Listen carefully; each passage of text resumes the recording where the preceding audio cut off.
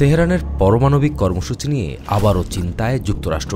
তবে অন্য সময়ের চেয়ে এবারের চিন্তা একটু বেশি পীড়াদায়ক হচ্ছে যুক্তরাষ্ট্রের জন্য, কারণ এবার ইরানের পাশে রাশিয়া ও চীন পারমাণবিক ইস্যুতে এক হচ্ছে। অন্যদিকে কিছুদিন আগে ইরানের প্রেসিডেন্ট মাসুদ পেজেশকিয়ান বলেছেন তিনি যুক্তরাষ্ট্রের সঙ্গে আলোচনা করবেন না। তিনি মার্কিন প্রেসিডেন্ট ডোনাল্ড ট্রাম্পের উদ্দেশ্যে বলেন, কোনো ধরনের হুমকির মুখে ইরান যুক্তরাষ্ট্রের সঙ্গে আলোচনা করবে না, তারা যা ইচ্ছা করতে পারে। এবার তেহরানের পারমাণবিক কর্মসূচি নিয়ে চীনের রাজধানী বেইজিংয়ে রাশিয়া, চীন ও ইরানের মধ্যে আলোচনা হয়েছে। এতে ইরানের প্রতি সমর্থন জানিয়েছে দেশ দুইটি।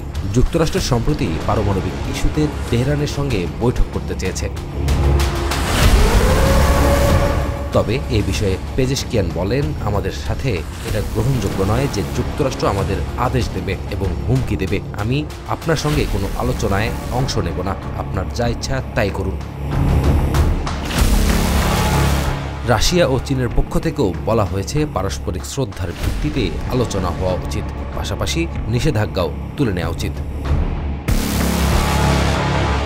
বেইজিংয়ে ইরানের সঙ্গে আলোচনার পর এক যৌথ বিবৃতিতে চীন ও রাশিয়া ইরানের এই পুনর্ব্যক্তকে স্বাগত জানিয়েছে যে তাদের পারমাণবিক কর্মসূচি কেবল শান্তিপূর্ণ উদ্দেশ্যে এবং তেহরানের পারমাণবিক শক্তির শান্তিপূর্ণ ব্যবহারের অধিকারের পূর্ণরূপে সম্মান করা উচিত।